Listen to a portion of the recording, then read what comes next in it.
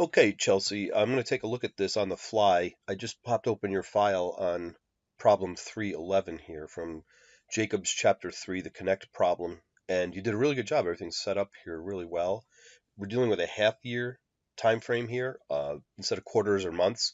The reason they keep shifting that around is to give us a little practice on thinking about mainly one of the main things that happens there is your annual rate and keeping straight when your annual rate gets applied. That's why they're going to use a half year here instead of months or quarters or anything like that. So just have to keep that in mind. Now, the way that this is set up, actually what I'm going to do is duplicate this so I don't lose the original.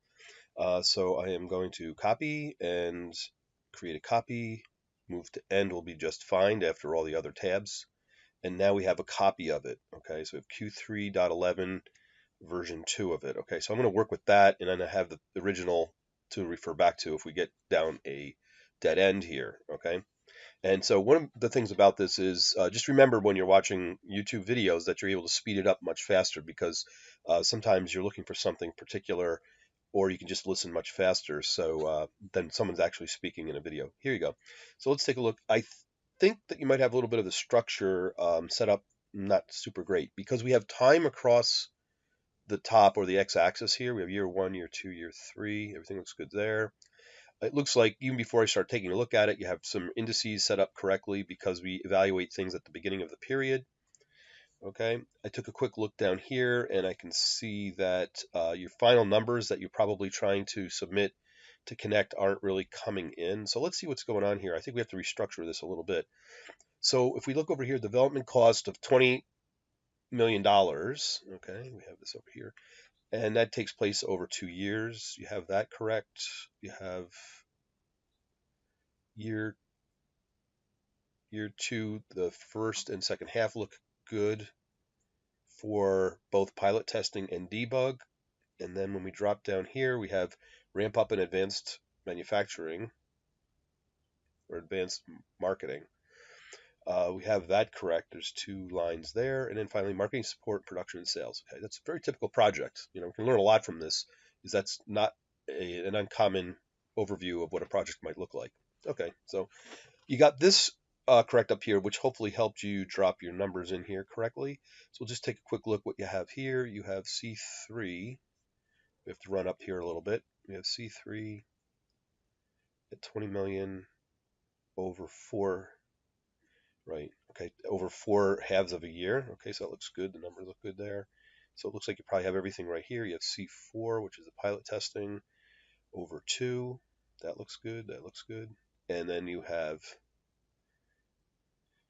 debug, which is $3 million over 2 periods. That looks good. See, that way we can just refer up here and make sure we have the right thing. And then we can drop down ramp up and advanced marketing, 3 mil and 5 mil. Okay, those are correct from the table. Just double checking there. Okay.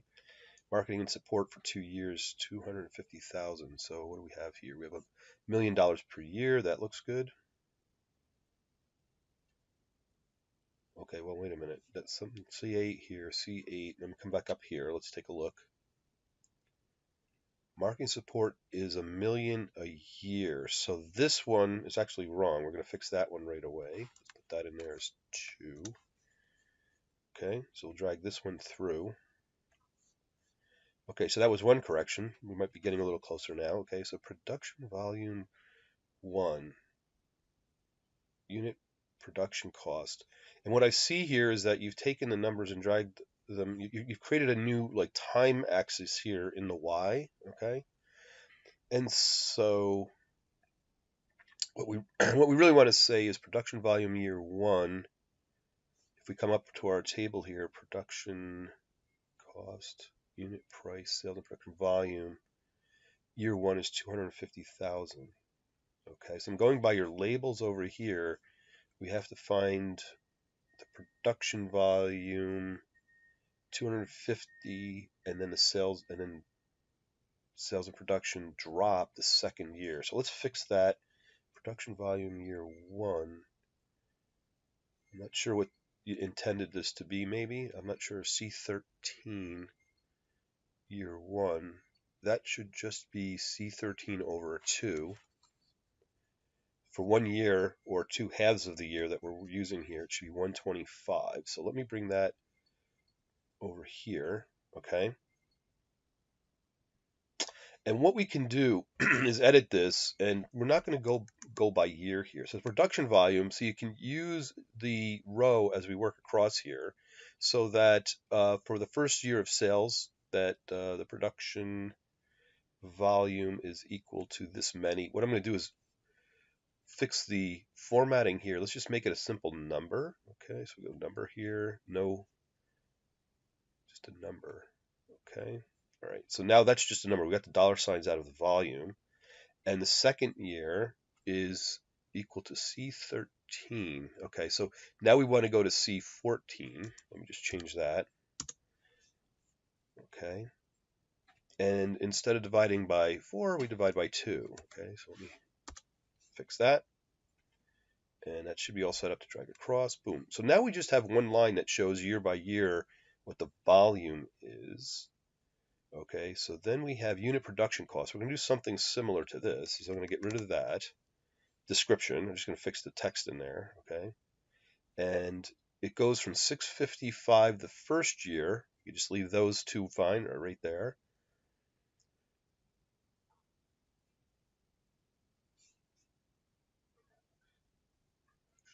Okay, so we're going to actually use the table here. You have C9. Well, wait a minute.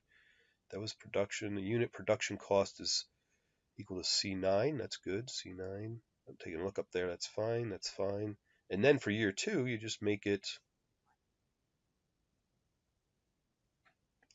545, which would be 10. Okay, we're going to drop down here. I'm just going to fix that. Okay, so then we can just drop that in, bring that across. Okay, so we have production and the cost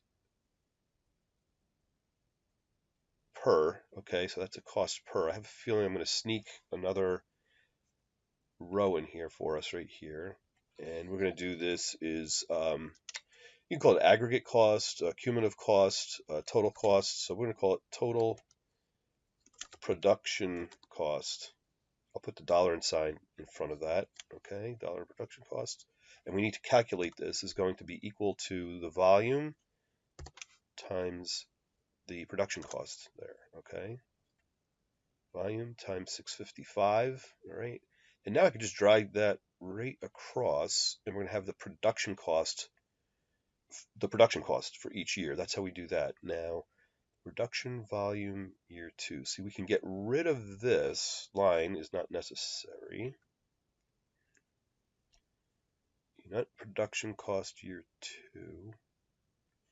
Somehow that's not going to be needed because now we've figured out that we had you had created sort of a time axis in the y direction here, but we already have it in the x. You let the table take care of things like that. Let me get rid of that. Okay, production spend. These are redundant, okay, because we already figured out what the production costs were. The sales volume, okay, now we're going to fix this because we can take these production volumes are equal to, and I'm going to copy them down, to the sales volume, control V, okay, they're equal. And I can correct this where it's just the sales volume, and over time we work across the table here. Time is across the table anyway, so we don't have to put in what year it is here. Okay, and so we have the prices. I know I want to get rid of the unit price here. Okay, so let's fix this. This cell right here would be unit price of year 1. Okay, so we're going to fix the descriptor here. We don't need, all we need is unit price, not the year in there. And let's see if that's correct here. We have 820, and then it goes to 650. So this is going to be equal to that. Okay, now we want that. No, the unit price in year 2. Hit that. Okay. And what I'm going to do is take it and make it an absolute reference on that, so that I can just drag it over by 1. Excuse me, there's a couple different ways to do that, but that one will keep you out of trouble. Sales volume. So we already have sales volume. We can get rid of that, and we can get rid of that.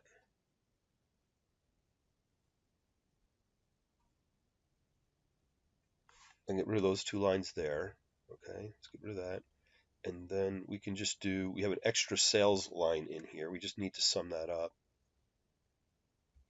Okay, so we just need dollars in sales. So this is our revenue line. Okay, this is just going to say what we got for revenue here. And how do we calculate that? We take the sales volume times the unit cost, or rather unit price, $102 million. And we can just drag that right across. Okay, now we've cleaned this up quite a bit. Okay, I'm just going to extend that. We can now see that number. Okay, so obviously a lot of our calculations down here kind of went sour. They're referencing things that don't exist anymore, for instance. Okay, so dollars of sales. Okay, so far so good.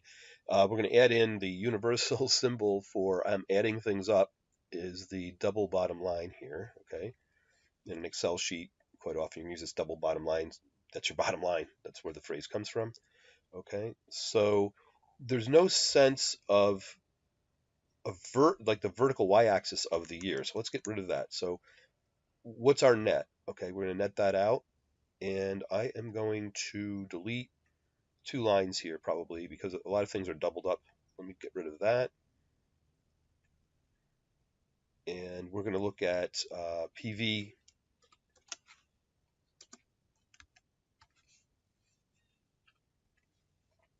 Okay, so we're going to net things out. So let's start netting it out is equal to, these are all costs here. Okay, before I go ahead and do that, what I'm going to do is you have some cell flooding or coloring here. Let's make it useful to ourselves.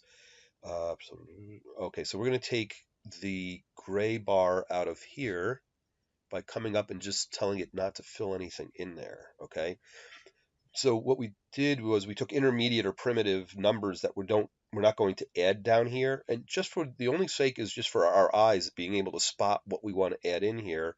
Is I don't want to include these grayed outlines in my sum down here. Okay, that's the only reason I'm doing it is visual. There's nothing much more to it than that, but it helps read this a little bit better. Okay, so now we can say this is going to equal, and because we saved the convention to the last step as to which elements here are negative, okay, right, that I'm going to put all the outflows, expenditures, in parentheses here. So the things that we spent out are going to be this,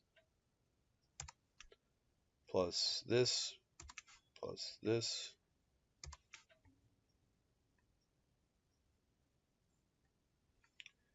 plus marketing and support. Okay, we've got all that, plus our production cost, and I can put that, close the paren. Those are all negative numbers. Looks like we might have missed one up here. So we need 29, 30, 31. I'm just going to sneak 31 in here by hand. C31. Okay, so we need C31. See how it's lighting up all the cells that we have so far? Use Excel's help. I just noticed that I had missed one of them one of the expenditures here, right? So we've got that. And then at the end of that equation, we just want to add in what the actual sales were. After all those costs, there's our sales. Okay, so then we have that. So minus 5,000, that looks good to me. Okay, so far so good. We don't have to, up in our formula bar, as we drag this to the right, we want it to increment all the column references here so we get the right numbers. There's nothing that we would lock down into absolute referencing. Okay, so we add all those things together. Let's do a quick look, see if there's a sanity check here. That would be 8. Okay, something's going on here. Why is that 9,570? Oh, there's 500s there. 9 million. Okay, everything looks pretty good. We have, it's 4, 9, 12, 17. Okay, that looks good. And then this gets more than I want to calculate in my head here, but so far so good. That looks pretty good. Okay, I just wonder why did it drop from 20 mil to 7? Something is not right here. Oh, I understand. We were actually charging less the second year. Okay, so we dropped significantly there. All right. While so our production went down. We not only are producing and selling fewer, but we're also selling fewer here. Okay. So the cost of production here, $545 per chip, went down from our first couple years, but so did our price, and we dropped our volume by 50,000. That's why all of a sudden it's tailing off. And that's more like the life cycle of a product is you get a lot of money up front when it's unique, and then as other competitors catch up to you, and also as your costs go down. But they accommodated or acknowledged that the market was going to shrink the second year. This is important. I mean, of course, we're doing the calculations, but it's just as important to understand what the business is going on underneath this. It's showing some basic economics. Is usually, especially in the world of say technology, is that you have an edge the first few years, and then the competition catches up or splinters off and does something different, and your volume goes down. Okay, so there we go. Okay, so I'm pretty happy. I think that that's probably pretty accurate. So now, again, these problems from our book use the beginning, they reference the beginning of the period as to when you're going to calculate the future value of this or the present value from this. So let's take a look what we have in here. The reference there, all we probably need to do is fix that and grab this. Okay, so far so good. I have a feeling that's going to work. And we have C15, which is our rate. But the issue here is we're using half of a year now. So we instead of 4, the other problem we were using quarters here, we're using a half year. So you need to spread that annual rate over 2 periods. And we're going to raise it to C18. That looks good. So I can now look at the cell references are lit up in Excel. That all looks good. That one looks good. I think we're going to have have our fix here. Okay, so we know that there has been no time effect on the first outflow. It happened at time 0. So we actually calculated it and it came out correctly. Okay, so there's no true time effect on the first period. The second period was sitting there 180 or so days, 180 days here, right? I think we're going to be fine by just dragging this rate across. Yep. And as we do that, we get $10.5 million. So you can see the effect over just 4 years of 10%. You know, whether we consider that as interest, inflation, or opportunity cost, okay, we come out with $10 million. So now we want to take a look at the other parts of the question, and the other parts of the question said, what happens, this is a what if or sensitivity analysis, what happens if we increase our development costs by 10,000? That goes to 10 million rather. That goes to 30 million, right? And what if we were able to charge $50 more? That would be 870 and 700 here, 700. What if we were able to charge $50 more for our chips after we put in $10 million? This is a perfect example of what this problem is really about. If you set it up correctly, you just punch those numbers in, and you can see that it comes out that instead of 10.5 million, we make 16.5 million, right? So by spending another $10 million, we netted, you have to keep in mind here that we netted $6 million more, okay? After all expenses were taken out, the increased profits exceeded the $10 million by $6 million, okay? So we added 10 and we made 16 on it, if you want to think about that, just the delta on that, all right? Okay. Now the second part of the problem, what I'm going to do is I'm going to control Z out of there. Let's take these changes out. 1, 2, and 3. Okay, so we return all to the initial conditions again. Okay, and the second sensitivity analysis or what if scenario that we're going to play out here is, something happened, and certainly our forecasts were a little bit too optimistic. Instead of 250,000 per year the first year, we only sold 200. Okay, so if you think about that, we fell shy by 50,000 on that, and that means that we were at 80% of forecast. We only hit 80% of forecast, 200 compared to 250. Okay, so that's that one. And they said the second year we made even a bigger error where we only had 100,000. Percentage wise, we lost 50,000 sales against forecast the second year. What was that? That's a drop of 33%. So we only hit 80% of forecast the first year, and we only hit 67% forecast the second year. and how often this scenario plays out over and over again, an optimistic forecast and whatnot. Okay. And so what we look at is if we drop those numbers down and nothing else changed, remember we went back to the initial conditions again, 20 million invested in development, and we kept our prices. We turned our prices uh, back to the baseline that we had. And if we fail to make those sales, we end up with basically a break even. After all the money spent, which was a lot of money, if you look through here, all the money we spent period by period, all the cash that went out, uh, what is $9,000? That's basically nothing. That's virtually zero, okay, compared to the millions that we were talking about before. All right. So it was a worthless project after 4 years. Just as bad as not making money or losing money is not making money. And that's sort of the story here is after all of those 4 years of work, a lot of people got employed in our company, but nothing happened for the stakeholders or shareholders in the company. The shareholders have $9,000 to speak after 4 years and millions and millions and millions invested here. Okay. And that's a pretty good scenario in real life of how real projects work. Hopefully that was helpful, and follow through with that. Check your answers, and hopefully you get a better grade on your homeworks because of this.